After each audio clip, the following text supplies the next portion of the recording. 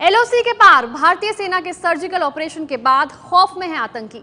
खुफिया रिपोर्ट के मुताबिक सर्जिकल स्ट्राइक से पहले पीओके के ट्रेनिंग कैंपों में 500 से ज्यादा आतंकी थे, जो अब सिर्फ 200 के करीब हैं। लॉन्चिंग पैड के तबाह किए जाने के बाद से आतंकी सहमे हुए हैं। तो बड़ी खबर आपको इस वक्त बता दें कि भारतीय सेना के सर्जिकल स्ट्राइक के बाद पीओके के ट्रेनिंग कैंपों में से आतंकी भाग रहे हैं और उनकी संख्या जो पहले 500 थी, अब सिर्फ 200 के करीब रह गई है। राजन सिंह हमारे संवाददाता इस वक्त जुड़ गए हैं। राजन, लगता है भारतीय सेना से पूरी तरह से खौफ में है आतंकी।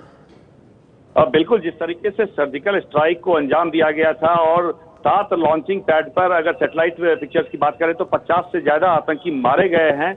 ऐसे में आतंकियों में जबरदस्त खौफ है और जिस तरीके से 42 आतंकी कैंप पीओके में चल रहे थे, तो 18 आतंकी ट्रेनिंग कैंप को पहले पाकिस्तान की सैन्य ठिकानों पर शिफ्ट किया गया था, लेकिन बाकी जो 24 आतंकी कैंप है वो पूरे तौर पर खाली हो गए, वहां से आतंकी भाग गए हैं।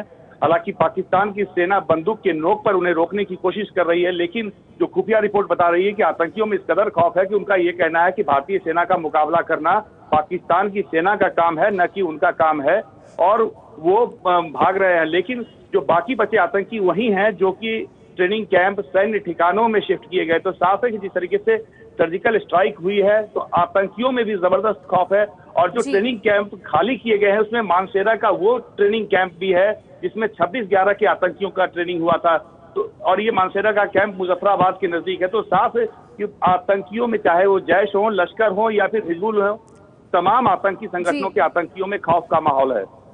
जी राजन, तो भारत के हमले के बाद खौफ में है आतंकी और पीओके में फल फूल रहे आतंक के जो कैंप है उन्हें छोड़ छोड़कर वो भाग रहे हैं। हालांकि पाकिस्तानी आर्मी पुरजोर कोशिश कर रही है कि वो वहां बने रहें, लेकिन आतंकी पूरी तरह से खौफजदा है।